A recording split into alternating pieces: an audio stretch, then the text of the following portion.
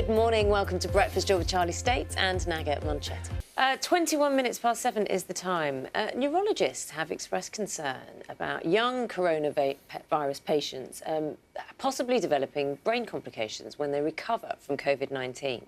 Researchers found some patients suffered from strokes, brain inflammation, psychosis and dementia-like symptoms. So let's speak now to Professor Tom Solomon, who has been part of that study. Very good morning to you, Professor.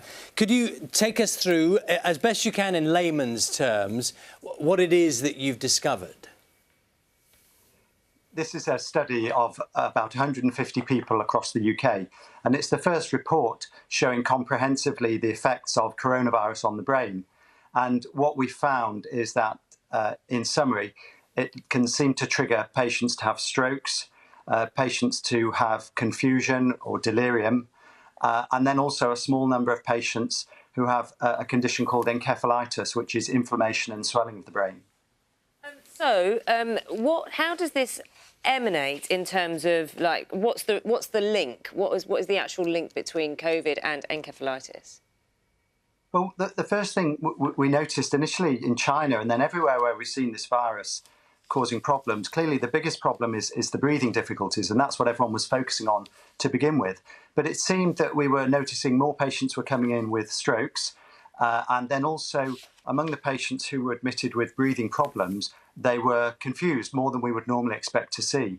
And so we've looked at this in a more comprehensive way. And we don't really understand quite why the virus is causing this to happen, but it's clearly a problem. There's this thing called the blood-brain barrier, isn't there? And that seems to be the point at which this becomes a problem.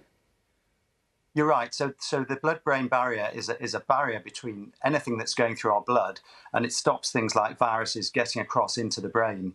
And normally it's quite a tight barrier, and that will keep pathogens out, bacteria, viruses. But sometimes viruses can cross into the brain. And that's what triggers encephalitis, which is this inflammation and swelling. But we don't know whether there's damage to the blood-brain barrier. With the stroke patients, we think there's a different type of problem. It seems that this coronavirus can cause the blood to get a bit thicker and to clot, and that can trigger a stroke. A stroke is when somebody's blood vessel is blocked because of a clot in the blood vessel. So it looks like there's a range of different things that are causing these problems. Professor, what have you learnt about the groups of people for whom this might be a particular risk, the demographic? Well, it seems as though the patients we're seeing with strokes are those who may have had risk factors for strokes anyway, so maybe high blood pressure, smokers, but this coronavirus is an additional risk factor. In the patients who are getting confused, this seems to be more likely in the younger coronavirus patients. So it's actually a mixture. And as well as looking across the UK, we've also done a study where we've pulled all the data, all the international data, to see if there are similar patterns. And it does seem that there are similar patterns internationally. It's interesting, isn't it, Professor? With something new like this, with coronavirus, you're learning, and the world of science is learning all the time. How do you focus attention, say, particularly, I don't know, on the neurological impacts of COVID, or, you know, physical? We've been talking about lungs and reports of a lung transplant because of COVID. Where do you focus your energy on when it comes to research of the effects of coronavirus? Well, I think we tend to start with the biggest and most obvious problems, and we focused on that to begin with, the breathing problems. But then the difference between the brain and the lungs is that you can have a very nasty lung infection, and then most people will get better and get back to normal.